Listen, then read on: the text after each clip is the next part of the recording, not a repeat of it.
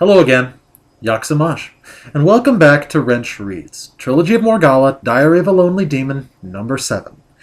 If this is the first Wrench Reads that you've seen, click the on-screen annotation appearing right now, and go back to the introduction. Start there. As always, I will be leaving the link directly to John's writing, his novel, in the description box below. Also, if I happen to throw any links your way or mention links, they'll either appear on screen or you'll be able to find them in the under screen description box. Right.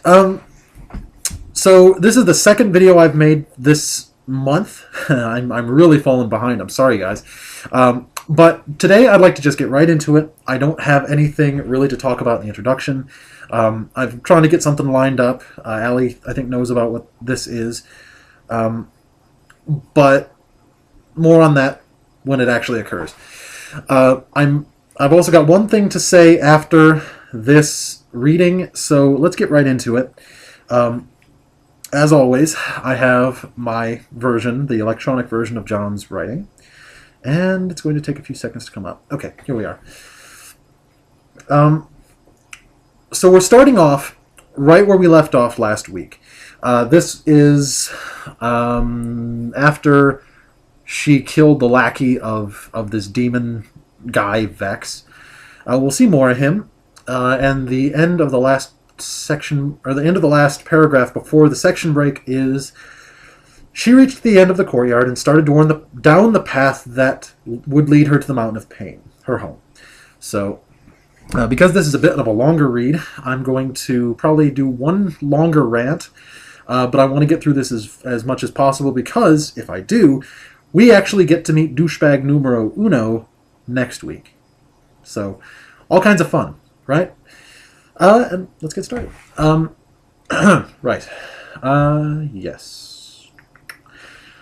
Morgalla had dressed in the uniform of Hell's minions, a requirement of all meetings with their master. Her black leather uniform was tight and uncomfortable. She hated to wear it, but had to. It was so formal, with its high collar. The boots were her least favorite, heavy and metal-tipped to provide the maximum amount of damage. The symbols were bright gold, meant to remind her just to whom her body, life, and very soul belonged. Her father. A warm breeze blew over her and all who had gathered. 2 massive black wooden doors were at the entrance of Zorach's castle. Gold knockers in the form of skulls hung as decorations only. Only 4 beings stood before the doors, and their decorations were the most elaborate. They were 4 generals who answered to no one in attendance. Their master would be with them momentarily. Down the steps were loyal warriors and agents, Morgalla and Delilah among them. These demons were dressed the same as Morgalla, many with more symbols of gold to signify their rank among Hell's hierarchy. Delilah's uniform had some of the most gold upon the black.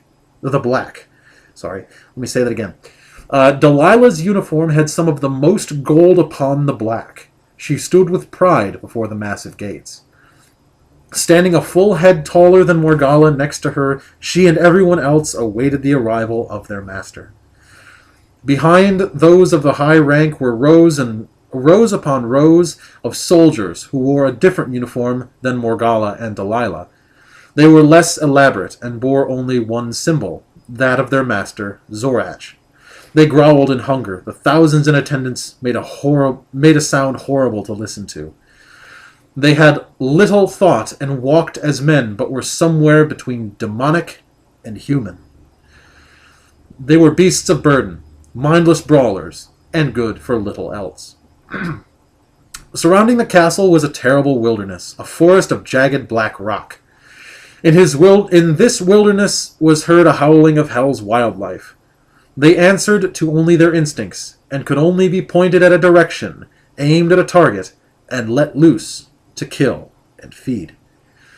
All those before Zorach's castle were summoned to bow and submit to their master. So far, it was an average day. There was a group to the side who gathered for this meeting as well. They were the aristocrats, not soldiers or warriors at all. Their power and wealth gave them more freedom than anyone else. Delilah happened to glance over at them, standing off to the side and higher up. The youngest of Hell's elite looked down on all, but one was looking her way.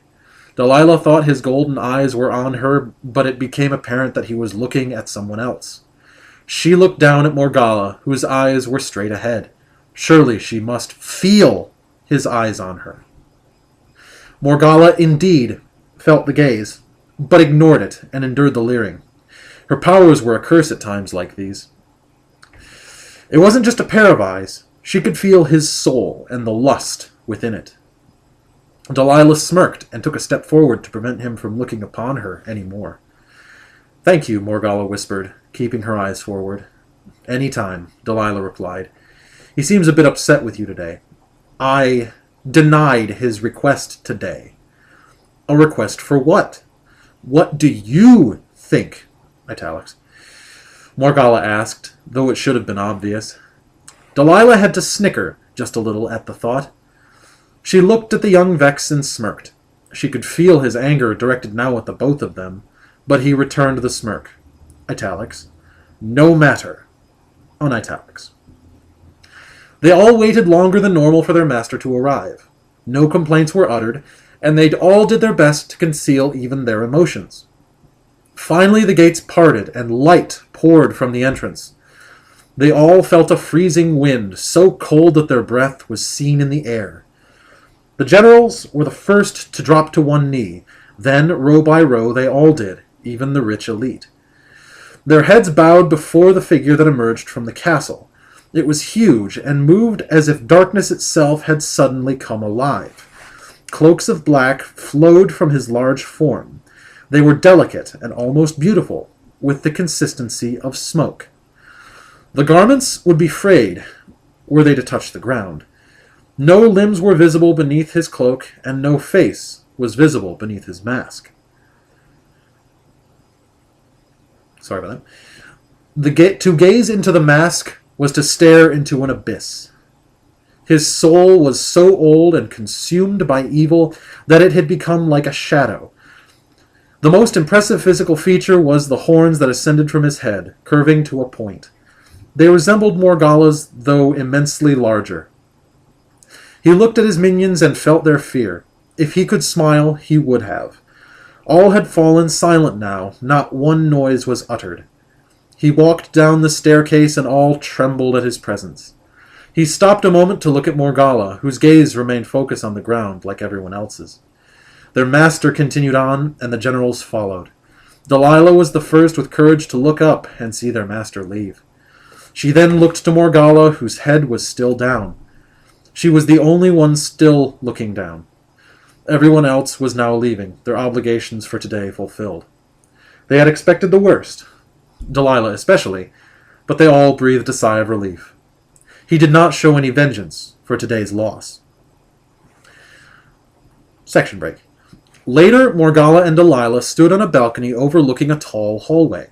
Morgalla gazed down on the countless minions and some demons much like herself coming in from their victories, not just from the dimension Morgalla was in, but many others.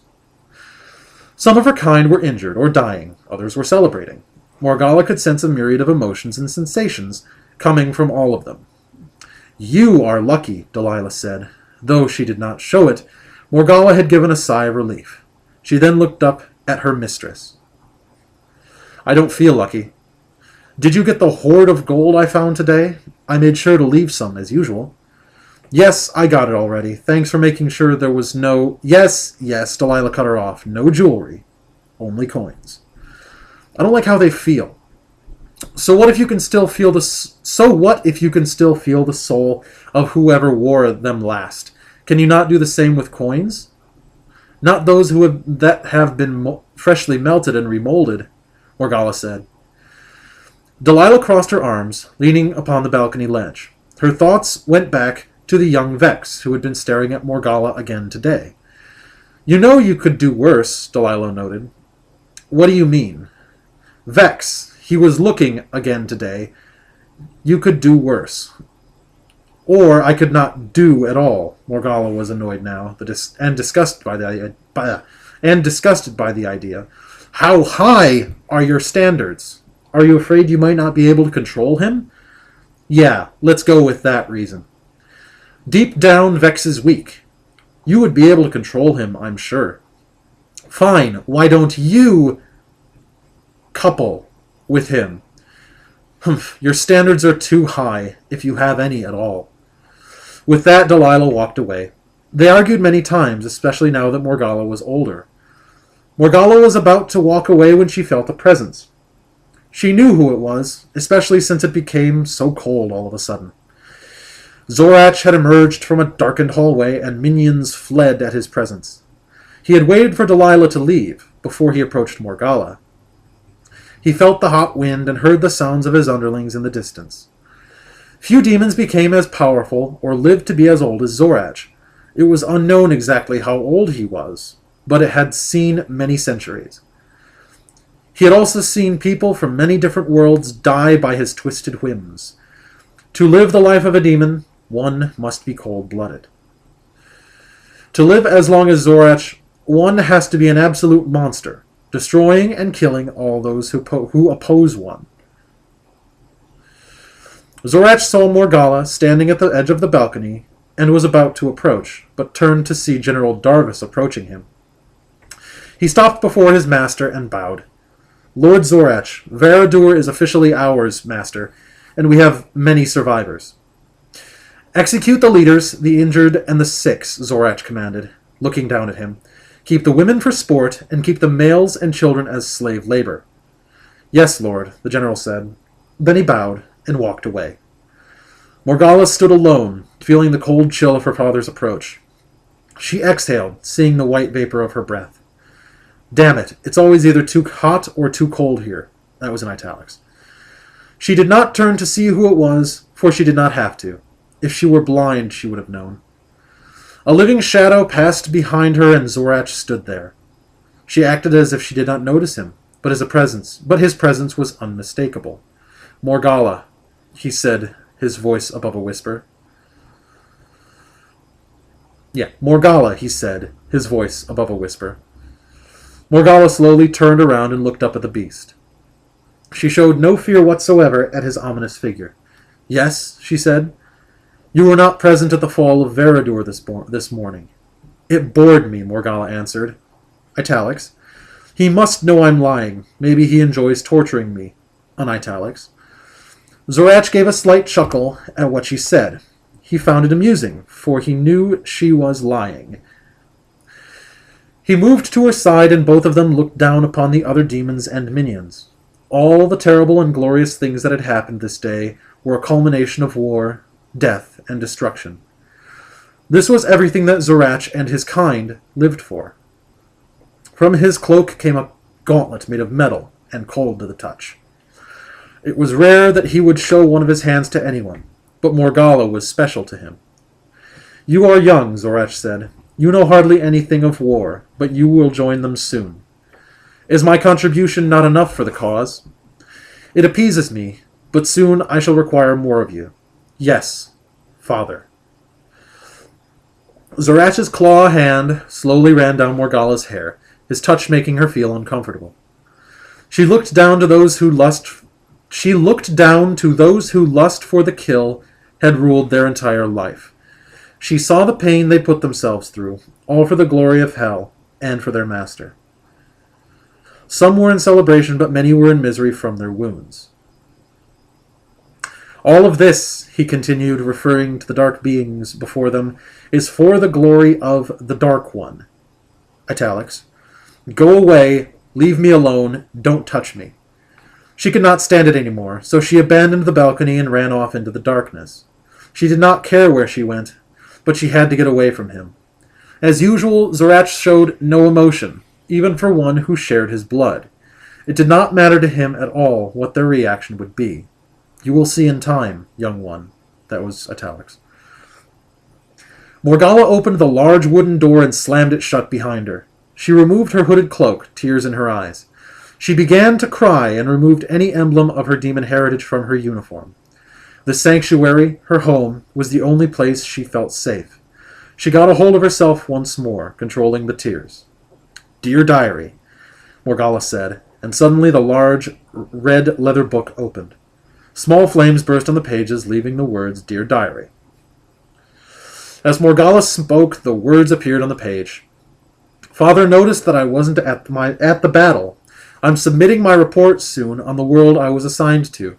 They'll be curious about the usual, how valuable the world is or is not. Mine is not incredibly valuable, thank goodness." She sat on her bed and removed her boots. "Had that dream last night. I'm not complaining, I'm just curious about it, what it could mean. Wish real life could be like it. Father will expect me to start taking a more hands-on approach to the family business next world we invade." Morgalla reached under the bed for her security blanket, a large plush elephant worn by many years. One eye was missing and the ear was crooked, the wire inside it bent beyond repair. Grasping it tightly, she held it close to her chest, curling her legs up and then falling on her side on the bed. Crouched in a fetal position, she closed her eyes and let out a sigh. She tried to block out the sights, sounds, and feelings of the already terrible day. A folder made of red leather was there in front of her when her eyes opened. It was her report on her assigned world, thick with all the basic information her superiors would be requiring. She took hold of it and tossed it to the desk. There was a 10-digit number on the folder, and beneath it was written one word: Earth. Morgalla closed her eyes again. "I gotta get out of here." That's the reading. And that's, in fact, the last section in this chapter, chapter 2. So, as I said, I wanted to try to get through a little bit more. Next week, we will start on chapter 3, appropriately named Jasper Davis. I'll get into why that name is cringeworthy when we get there. But I've got a lot to cover for why this chapter, or why the end of this chapter bothered me so much. So, let's get started. My rant, as usual, is going to be a bit continuing on last week, but we'll get there. First off, something that's it's more just cringeworthy because it shows just how little John cares about actually giving us information about this book. This is the first paragraph of the section that I started with. Her black leather uniform was tight and uncomfortable. She hated to wear it, but had to. It was formal, with a high collar. Her boots were at least favorite, heavy and metal tipped to provide the maximum amount of damage.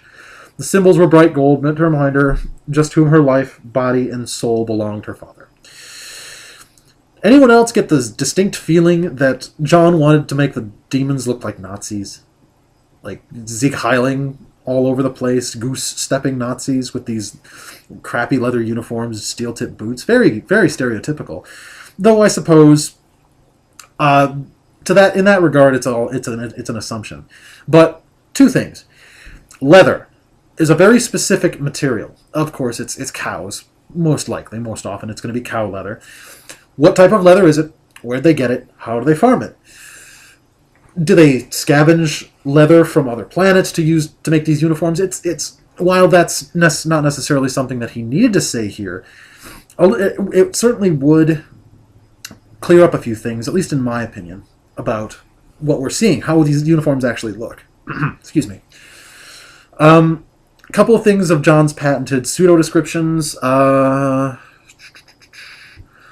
He calls it formal.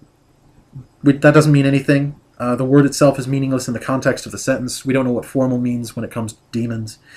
The symbols were bright gold, meant to remind her of just whom her body, life, and very soul belonged, her father. We don't know what the symbols look like. Are they the chevron appearance of like a human army, where you have your chevrons indicate some form of rank, or is it the inverse chevron to indicate lack of rank, or something like that? We don't know. We know that they're gold.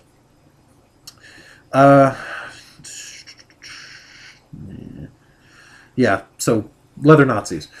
Descriptions of the doors, again, wooden doors with golden knockers, which were for decoration. John could have easily rewritten this as golden knockers in the shape of a skull, or just golden skulls on the doors. Leave out the knocker description because it's unnecessary. Oh shoot, I'm running along. I'll have to I'm going to skip a few of my descriptions, so feel free if you saw something that I didn't, feel free to put it in the description or in the comment box below, and I'm sure I'll see them. So, descriptions of Delilah. He described Delilah again as being taller than Morgalla again. Symbols of again, symbols to signify her rank among Hell's hierarchy. We don't know what that looks like. Thousands in attendance made a sound horrible to listen to. What is the sound? We don't know. Excuse me. They had little thought and walked as men, but were somewhere between demonic and human. They were beasts of burden, mindless brawlers, and good for little else. They don't have much of an army. If John knew anything about armed forces, the bulk of your army is not just grunts that can carry a gun and run to die like cannon fodder. The bulk of your army is not that. You have a few low-level grunts, and then you have specialists. You have machine gunners. You have snipers. You have demolitions experts. You have pilots. You have tankers. You have all of the different things required for that. You have engineers. This isn't much of an army if it's just brawlers. If it's just cannon fodder and little else. So, John's knowledge of armed forces, everybody. Then he describes a little bit of the terrible wilderness outside of Zorach's castle, talking about the Hell's wildlife again.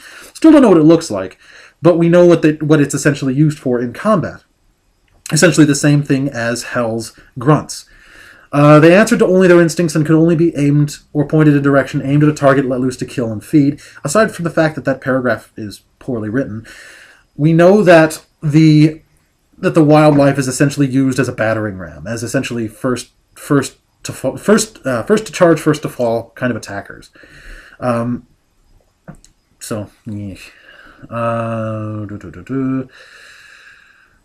You have the aristocrats, and these are up on a DS somewhere other than on the steps bowing to Zorach. And I hope I can find this in the time I have. Oh, shoot. Well, my phone just decided to get rid of the spot that I had, but we'll get back to it in a second. But where I was getting with the aristocracy was we don't know the setup of Hell's culture. We obviously have aristocrats with wealth, but why do they have wealth where the rest of the demons are essentially foot soldiers? You can't just have the top of the top and then soldiers. Where are your essentially everyone else who's important in keeping infrastructure of Hell up? Where do they fit in this? And we don't know anything about their culture, so we can't really say anything about it. But it's my job to point this shit out, so you guys can know about it. The description of Zorach is hilarious. And by hilarious, I mean, well, this is John. Finally, the gates parted and light poured from the entrance. Keep in mind, light poured from the entrance. They all felt a freezing wind. Okay. He draws all heat into himself. He's, I think, endothermic? No, it's the other way. Hypothermic. He draws in all heat from his surrounding area, so everything else is cold. Whatever. The generals were the first to drop to one knee. It was huge and moved as if darkness had come alive. Light is radiating behind him, and he's this dark shadow. I'm sorry, but with light radiating behind him, a shadow wouldn't work. Now, if darkness flowed out from the door, like this black fog or darkness flowed out from when the door opened, and then Zorach stepped out of the darkness, it looked like he was part of the darkness, etc. That would make sense. Anyway. Talking about his horns, nothing really there. The ending of this section, before they go to the balcony where Morgalla is talking to Delilah, again, makes very little sense, because they lost. They had a really, really major loss on Baladon. Directly preceding this in Chapter 1 and then a bit into Chapter 2, when John was talking about the Vindicator. But you see this in this section and then the next section where John kind of intermittently switches back from victory to loss between his description of what's going on. So it's very inconsistent. They had expected the worst, Delilah especially, but they all breathed a sigh of relief. He did not show any vengeance for today's loss. They had just conquered Veridur, which is 100 years, which took 100 years worth of conquering. And he's not happy about that at all. There's nothing... point is, there should be a mix of both if this is going to be consistent. Later, Morgalla and Delilah stood over a balcony overlooking this tall hallway. This talking about this is where it talks about the victory. Morgalla gazed down on the countless minions and some demons, much like herself, coming in from their victories, not just from the dimension Morgalla was in, but from many others. This implies that they're dimension hoppers, which is incorrect. John's alien forces go from planet to planet, not dimension to dimension, so incorrect. And this... I'll come back to this because this is what I wanted to talk about in detail, is talking about Delilah and the gold and all that mess. Then Morgalla and Delilah talk briefly about Vex, who looked at Morgalla again.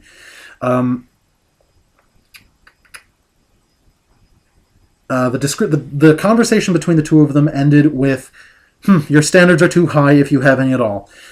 In this, Delilah dodges Morgalla's question and essentially just says, well, I'm right. I'm leaving.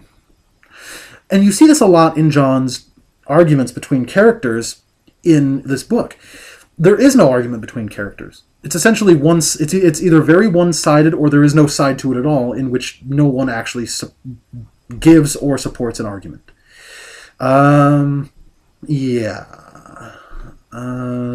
This does get into a little bit more about Delilah's character. Why don't you couple with... I'm sorry.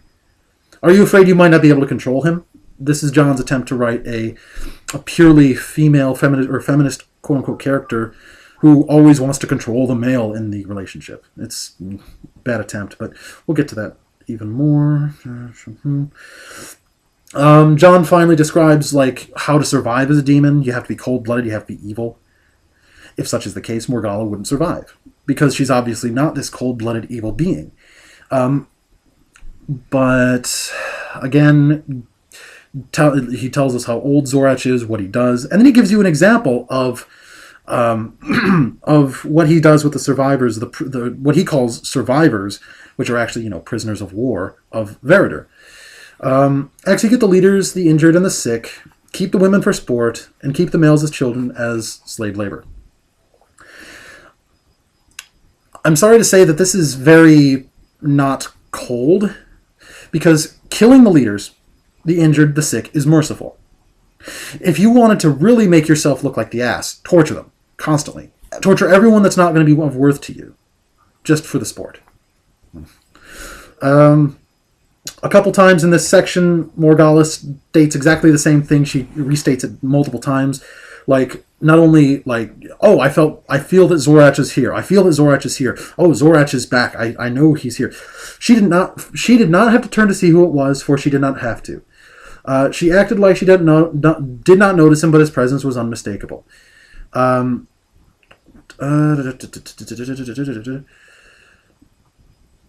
He knows Morgalla's lying in this particular section, but he doesn't care. And when we get to the final section where Morgalla talks about where she's back essentially in the safety of her home, she wouldn't be safe there.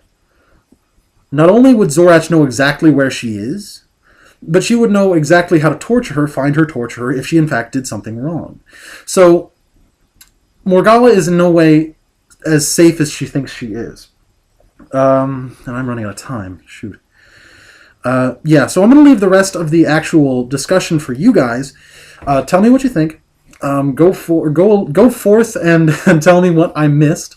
I'm sorry I had to skip or just plow through this version, but I really wanted to get to chapter 3 because we've got some fun coming up for us.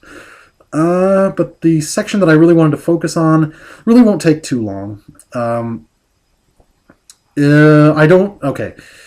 She gets the gold from Delilah. Thanks for making sure there was no jewelry, only coins. This doesn't make any sense. I carry around 2 coins. I carry around a 50-cent piece and a toonie, which is a Canadian $2 piece. I know people who do this more often than I do, who hold on to like tokens, things that mean something to them, that if Morgalla received these, she would feel their feelings as well. Even if they weren't melted down, or even if they were melted down, if jewelry was melted down and she can still feel their souls, the souls of the people who wore them last, yet it doesn't happen when coins are melted down. It's inconsistent here. And because I hit the 30-minute mark, I can't really go into more detail than that, but I'm going to put some information up about the crystal structures, or the crystal structures of molten metal. Things like, well, you'll see. Find it in the info bar and have fun there. So next week, we're going to talk about Jasper, John's Mary Sue character. But for today, I'm going to end right here with answering a brief question that I have noticed in the Facebook group, the Morgalla Sucks Facebook group. My sign-off is in Czech. A couple folks had, I think, mistaken it for Polish. Nazlarano is more of a formal farewell or goodbye. Nazlarano. That's what I'm saying every time. And then Nazdravie is the common, like, to your health, a cheers that you would hear in Czechoslovakia, or the Czech Republic, Slovakia, Poland, Russia, Austria. So yeah, with that, Nazlarano, Nazdravie, peace.